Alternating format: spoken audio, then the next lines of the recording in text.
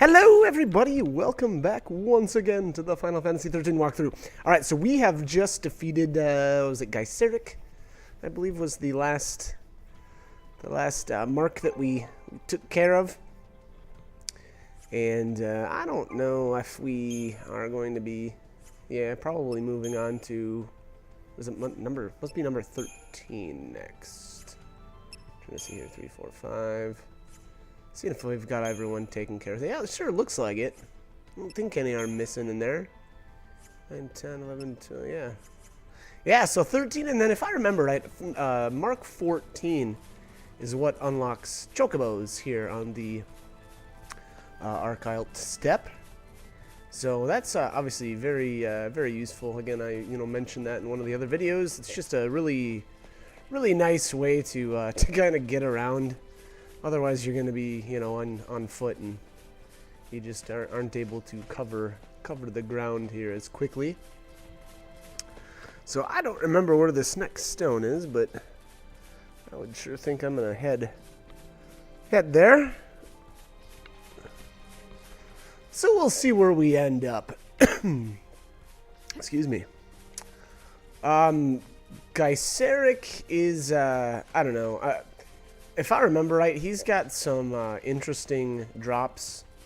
Now, I don't remember what they were, though, right off the top of my head. Here, I'll look it up real quick, just so that we know. He's another one, though, that I wouldn't necessarily recommend farming. The biggest reason is his Seath Stone and his actual location are way too far apart.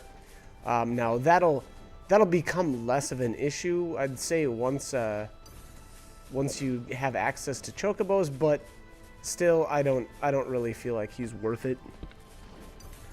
If I would get back to looking this turkey up, here we go. We're getting close. Gyseric, all right.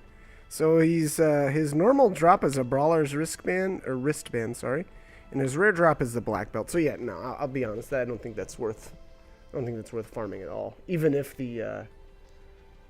the stone was closer to his actual location. I wouldn't say that would be a very good use of time.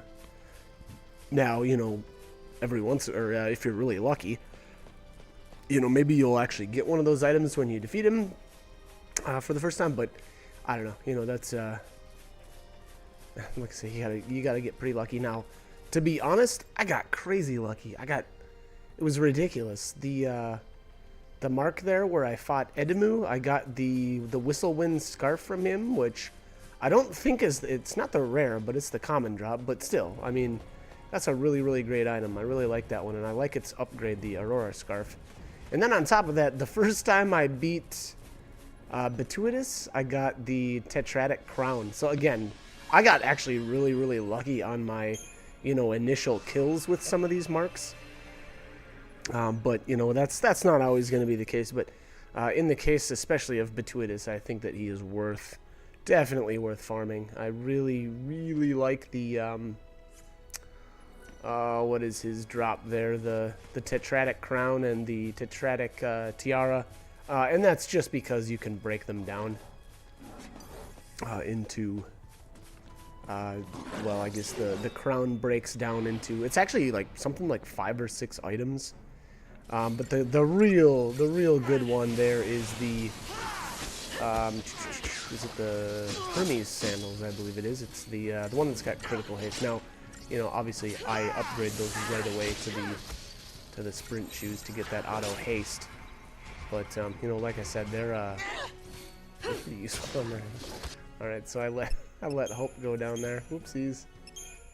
And I don't know if I actually fought this battle or not. These guys, once again, it's kind of the same deal as some of the other enemies just around here, is that they're not really worth that much CP. That particular battle is a little more difficult, especially if you're not paying attention, like I was not paying attention there. So obviously Hope got chewed up pretty quick, but the rewards aren't that great. So if you're looking for CP, obviously the end of... Oh, now where am I going here? I don't think I realized I must not have this other teleporter opened up on the north side yet. At least I don't. Yeah, I don't think I've got it opened up yet.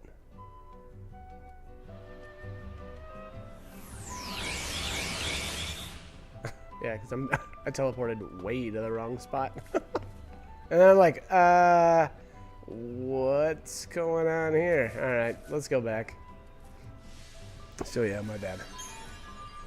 But anyways, yeah. So for as far as CP goes, the kind of like the north side of the Arc Steppe there with the Megistotheron and the King Behemoth. That's the spot that I really, really like right now.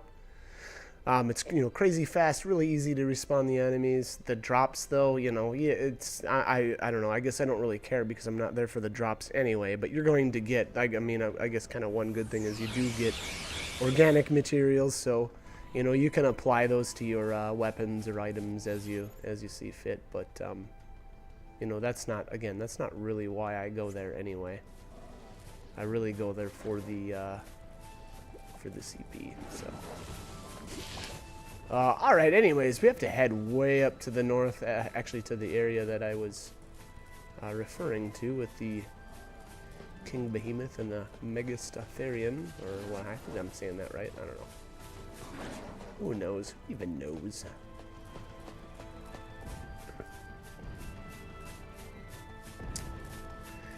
And, yeah, so, I would say that, if you want to, this is, I don't know, to be honest, I feel like that this is, like, the Arc Steppe here is a really great place to just kind of, stop, not necessarily just plow through the story.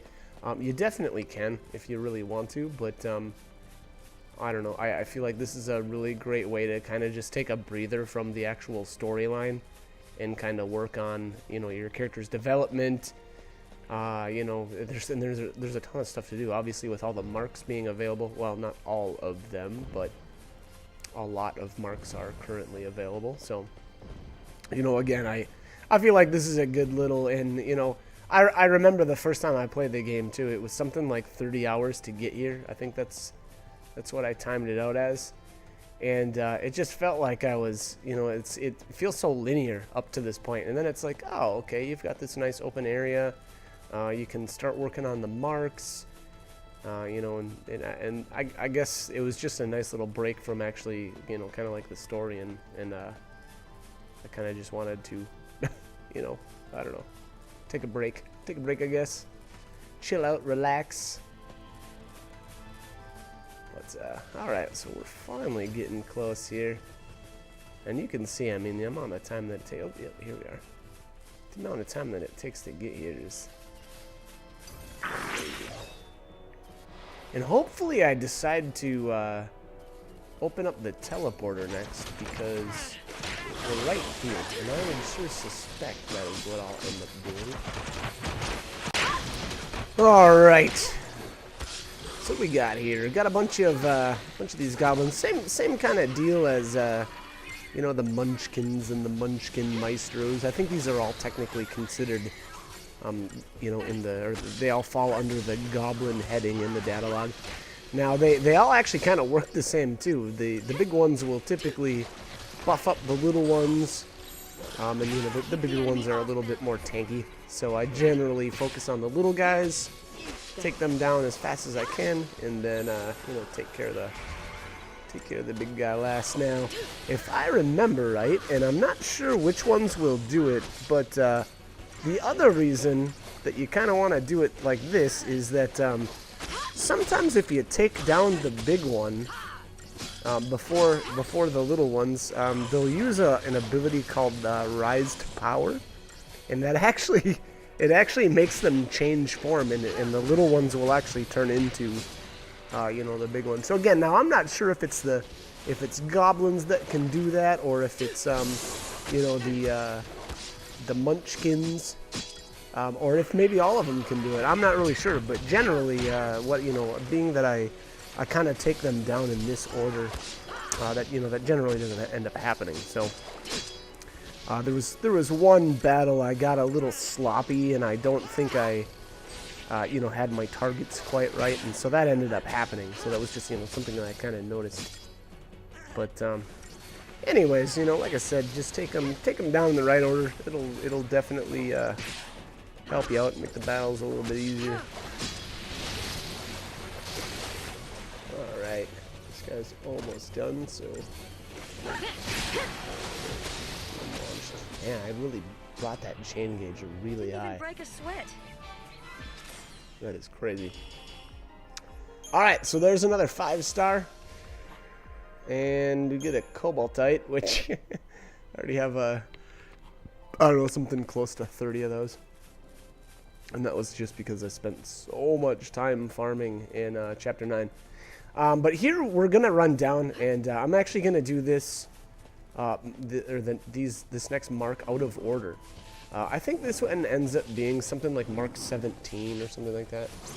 But we're definitely going to take down these two guys here really quick. You know, once again, make sure you get that Behemoth King staggered right away.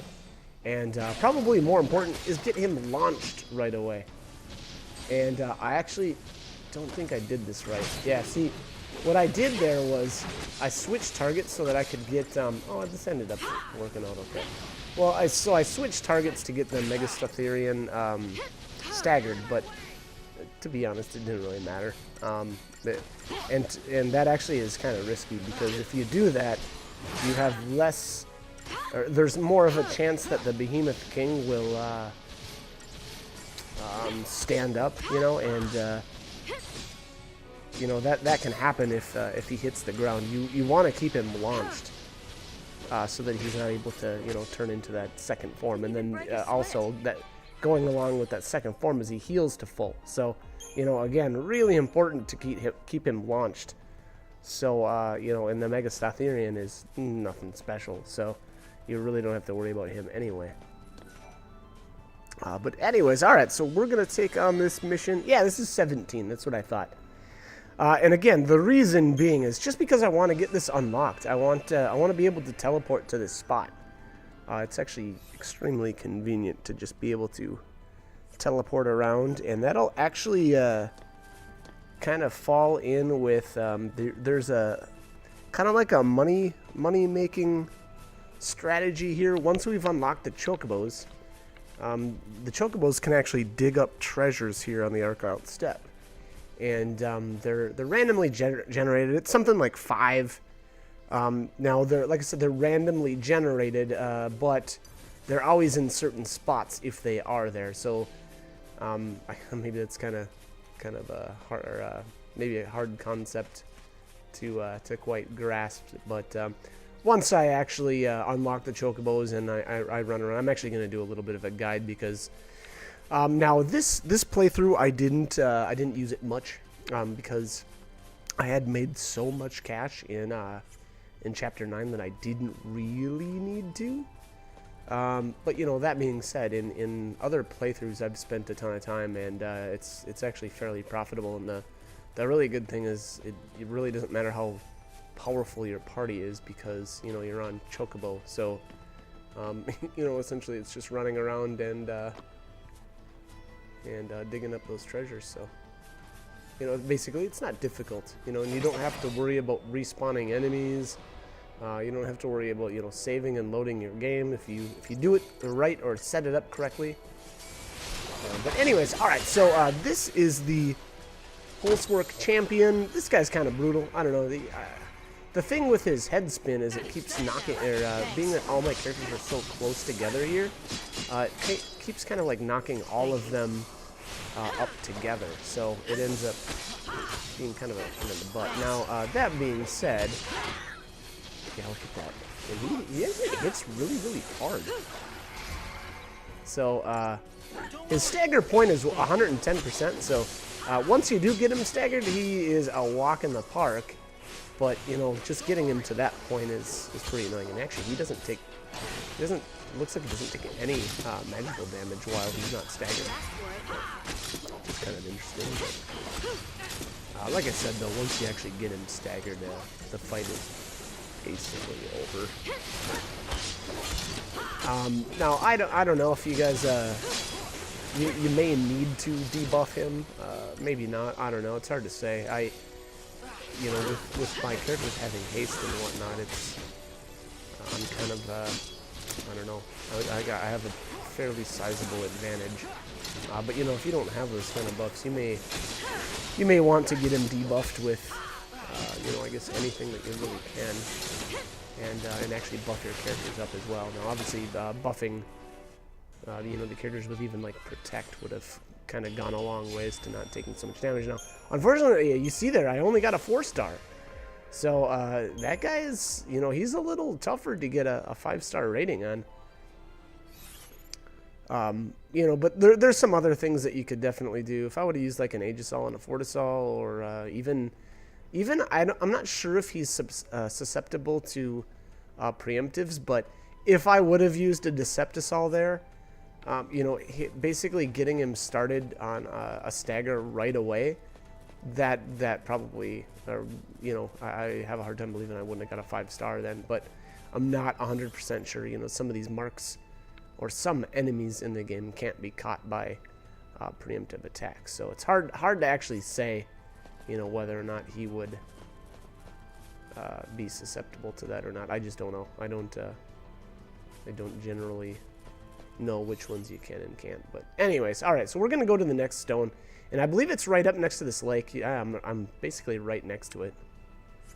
So, you know, again, now we went out of order just a little bit for convenience sake, but you know, I feel like this is it's kind of a good way to do it. Like I said earlier, we were basically already at the activation stone, and I mean, look at this. We've barely done any travel time between these marks. So anyways, we're back at mission 14 here. This one is what's actually going to unlock the chocobos, and you can see the mark is off here to the, technically it's the southern area of the Archild Steppe, but it looks like it's the north because for whatever reason they like to spin the map.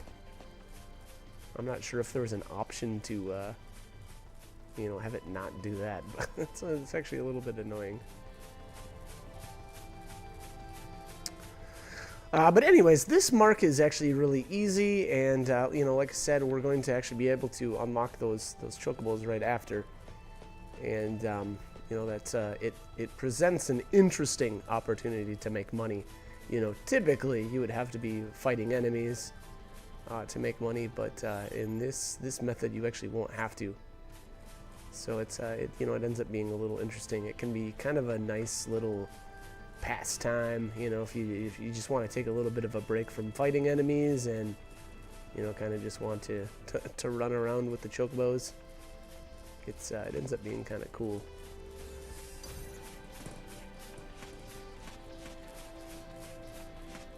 But all right, anyway, we gotta head back this way. This is kind of the area that we fought, or sorry, this is where the Gyseric stone, there it is, the red stone there. And now this is open. So like I said, you know, I think it was that last video there with the red stones generally block your path, and you know, you have to complete the mission before you can get past.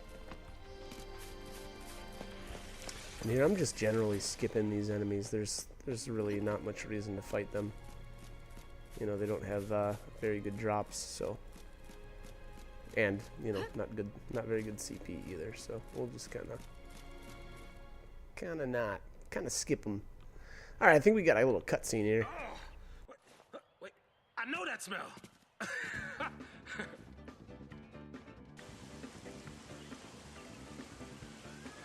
I knew it. Hey, you! Are you kidding me?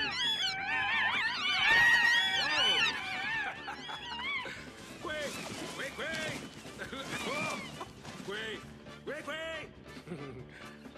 Hey, what we got here?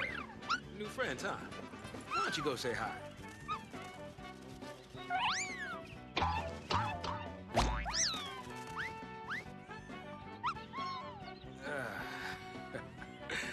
You keep growing like that, you'll be bigger than me before long, won't you? Maybe it'd be best to just say goodbye here.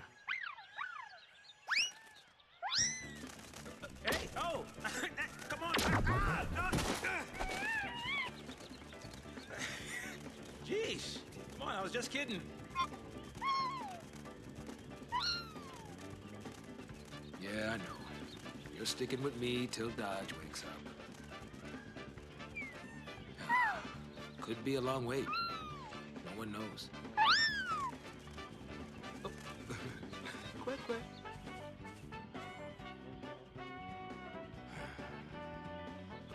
Hey, what?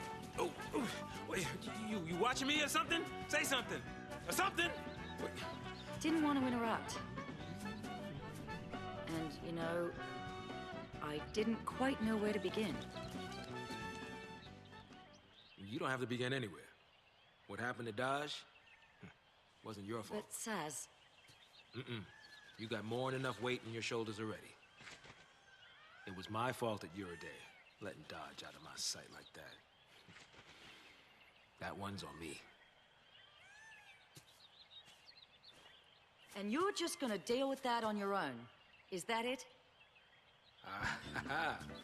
I don't have to. I got this guy. And you? You got Vanille.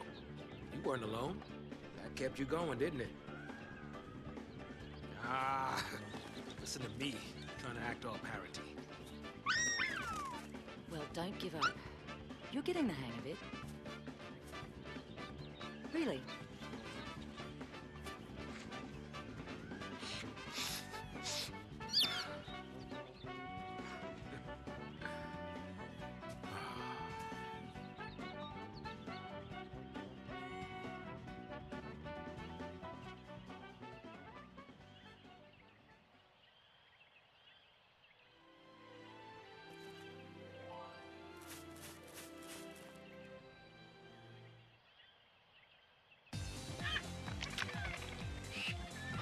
Looks like somebody needs a hand.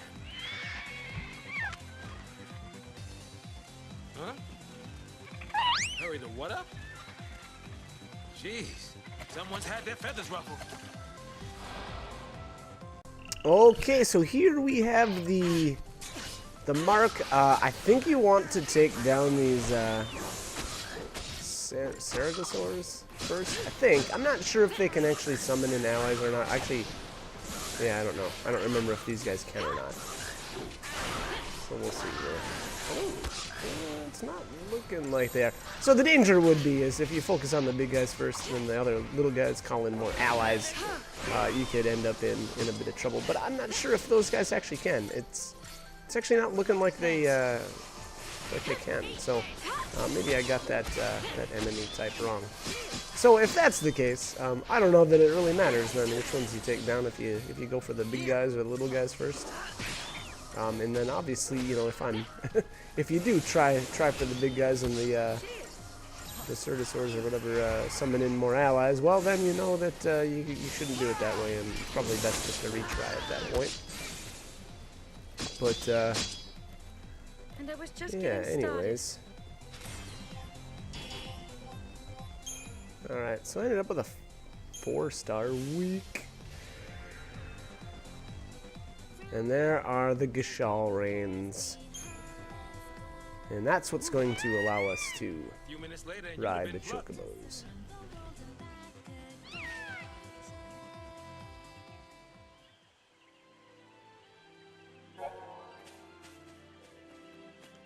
Alright, so here's your primer. Blah, blah, blah, blah. Locations that only Chocobos can reach. So you see there, they've got a little, any spot where there's a little yellow circle, that's usually a spot that you know, the Chocobos can jump. And then here, basically, if the Chocobo runs out of morale, they'll throw you off their back. And then the third page here is about the treasures and digging them up. So basically, when you get into a certain range of a treasure, the Chocobo will have an exclamation point over its head. And one kind of interesting thing too, or a little hint, is that the Chocobo actually faces the direction of the treasure too. So, you know, if you get that exclamation point and you're not exactly sure where the treasure's at, you can kind of, you know, move to the right or left and see which direction the Chocobo's head is pointed in, and then just kind of go from there. So, you know, again, it's a kind of a neat little hint that really helps out in finding those treasures. Now, Like I said earlier, all of the treasures have specific points on the Arc Out step. So what I mean by that is there are something like, I don't know, we'll say 20 to 25 locations on the Arc Out step where treasures can possibly be. Now, that being said though, every time you go to the Arc Out step, or every time it's kind of like loaded up, there are only, I believe it's only 5 treasures. So what that means is you either have to teleport among, you know, one of the, or using one of the teleport stones, or save your game and reload. And I think that's about it. I'm not sure about if you were to, I guess if you leave the Arc Out step, you know, and go to like Valis Media or something like that towards the base camp, that may respawn them as well. But you know, generally what I do is I just teleport around. You know, it's just generally a faster way to get them respawned, I suppose.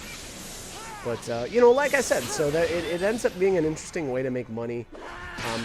You know, what I'll do is I'll do a little video of. Oh wow, I did pretty poorly here. These guys are pretty nasty, to be honest. I think I probably should have started out in some sort of buffing paradigm to get you know, some buffs up on the characters here, because they're, yeah, like I said, these guys are kind of nasty. But anyways, like I said, so I'll probably do I'll make a little video of the kind of the route that I run.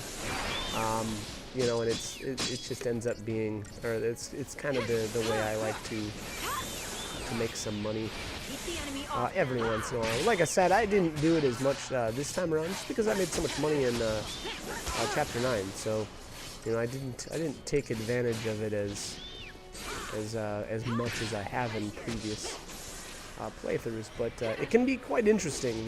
There's some really good items that you get, and then there's also you know, there's also some one-time items as well. So what I mean by that is, you know, the very first time you dig up a treasure, then there's a list somewhere, and I'm probably not going to bring it up because it doesn't, I don't know that it's that useful to know. But I guess what I was saying though is that so the first time you dig up a treasure, it's probably going to be a certain thing, and then once you hit 5 treasures, it's another, you know, one-time reward, and then you know, I think it's 10. I think 10 is the next one, and then like 20. And so those are one-time rewards. So when you actually you know, dig them up, you'll get that treasure, and those aren't typically treasures that you get through treasure hunting. Maybe 1 or 2 of them are, but you know, for the most part, there's a specific list of treasures that you can get from you know, digging up things with the chocobos. And you know, for the most part, there's a lot of items that you can get and just sell for cash, and then there's also a few items that are really great, you know, like the transformation type items, so like cobaltite, millerite, rhodochrosite, that sort of thing. So you know, it's just kind of a nice way to get some items that you may be needing. But anyways, I think I've got all the treasure spheres in this area. The moving mark on the map, that's actually the baby chocobo chick. And as far as I can, or as far as I remember, there's no interaction with it. So you just, you know, he's just there. You can see him flying around too. But anyways, alright, so we're on the chocobo now. You can see the morale meter on the bottom. That's just basically if, you know, basically what you just don't want to run out of morale. Otherwise, it's going to buck you off. So, you know, anytime you run into an enemy on a chocobo, it'll knock one of those feathers off. You know, it didn't really happen a whole lot, but one kind of interesting thing, though, is they do regenerate over time as well. So, you know, even if you've got bad aim, or you're a drunk driver or something, and you know, you're constantly running into enemies, you know, over time it will come back. So you don't have to worry too much. But to be honest, it didn't ever really end up being an issue. Sometimes, you know, there's Gorgonopsids running around like crazy, speeding, and you know, they'll catch you by surprise, and sometimes it's hard to get out of their way. But you know, that's kind of a good thing about having the three morale feathers there. All right, so that was two Gnar stones. I don't know if I'm saying that right. Maybe the M is silent. Maybe the N's silent. Who knows? But those are actually really good or really useful transformation items. And here is I bet there's got to be a treasure up here. Or maybe it's not up there. Yeah, he's pointing. His head's pointing this way. So here's a good example of using the Chocobo's head to find this treasure. And here you go. All right, so here's the dig location. So basically, what you do is, like I said, there's these points, and there's about, you know, I don't remember if there's 20 or 25. Ooh, very nice. Gold nuggets are worth a lot of cash. That's a really good item to get. And I'm not sure if that's always the first time reward. So you know, like I was saying earlier, there's set rewards at, you know, I don't know if it's 1, 5, 10, and 20. It's something like that. But those are one-time rewards, and you won't. It's not that you won't ever see them again, because gold nuggets are actually on the table of possible treasures here. But you know, you'll probably always get that gold nugget as your first treasure that you dig up. But anyway, so I activated the stone 15 up there.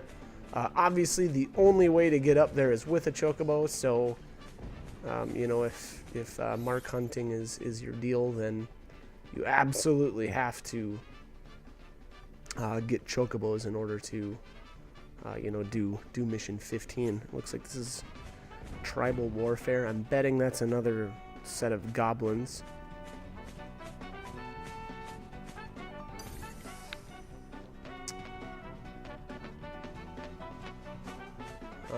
Anyways, all right, so I'm not sure if I'm heading up there or if I wanted to kind of maybe grab some more treasures. I'm not really sure, but there's actually a few treasures, especially in this area here, that are only accessible on the Chocobo. So this is that's weird. I wonder if that's a treasure area up there.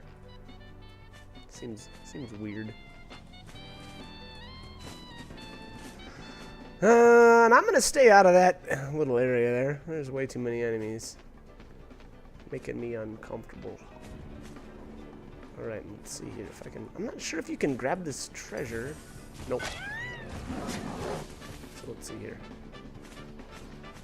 Kind of feel like I wanted to get that, so I may dismount here. Maybe not.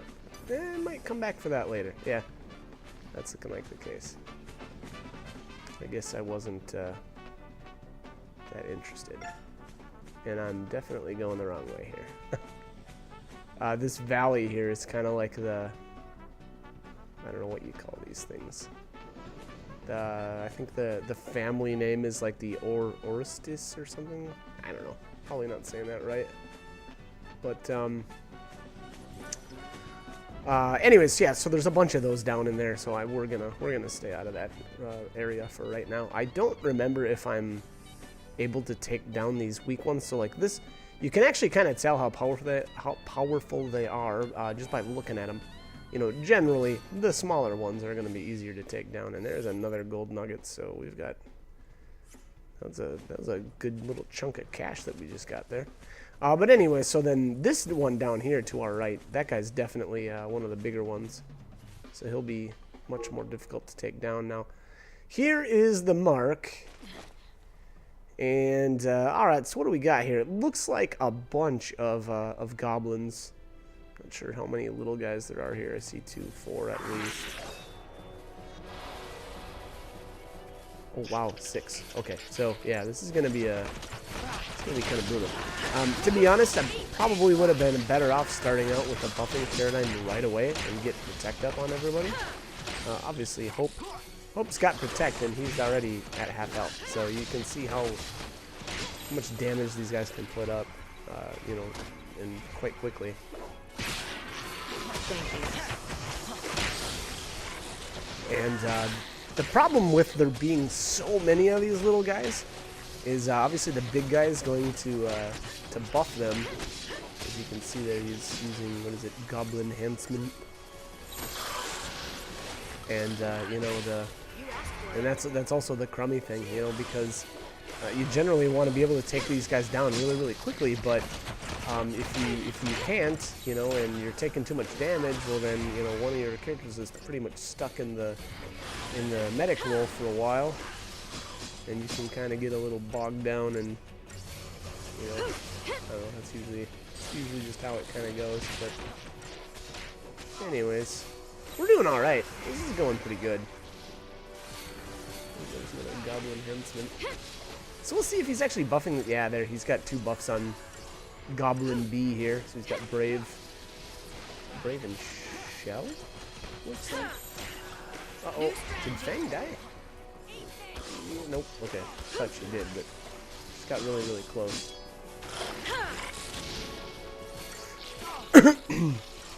And that's what I was saying. I mean, you gotta be really careful with these guys. They're kind of brutal, especially once they start getting buffed up.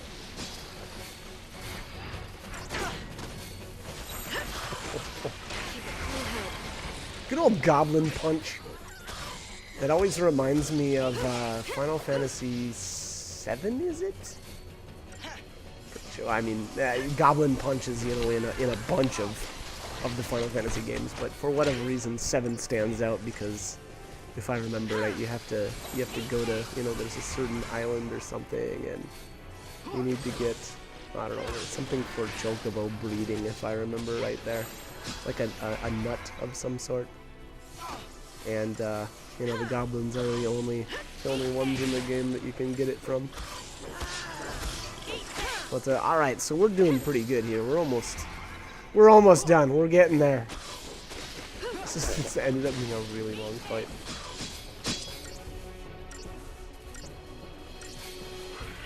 I'm really curious when I swapped up my party too. I thought that I was using Saz and Snow more. Now obviously I was earlier, but oh, why'd I pause?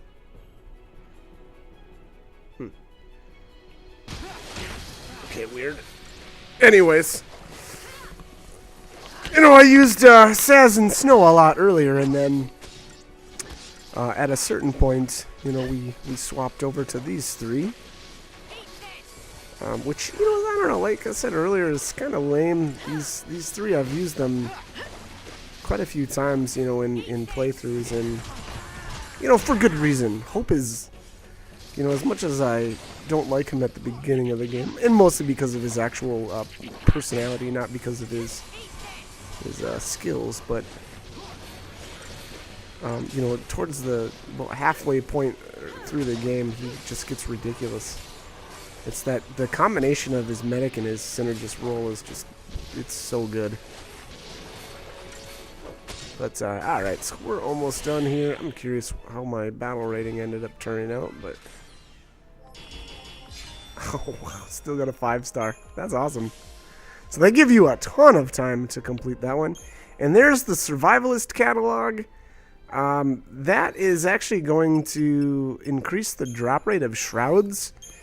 I don't remember what it is right off the top of my head. To be honest, you know, obviously the best way to get Shrouds is still to have low battle ratings, but you know, I just do all of my Shroud farming really at the beginning of the game. So to be honest, you know, that it's like it's something like a 1% chance in most of these areas now towards the end of the game. So I really just don't ever expect to see them. Now, when you do get one to drop, it's like, oh my god, yes, but, you know, I've got so many now that it doesn't really matter, and I really don't care. So, to be honest, that Survivalist catalog isn't going to be very useful for me specifically. Now, you know, if that's something that you still need to do, obviously, equip that, you know, get that going, and like I said, sometimes lightning will strike, and, get it, lightning will strike.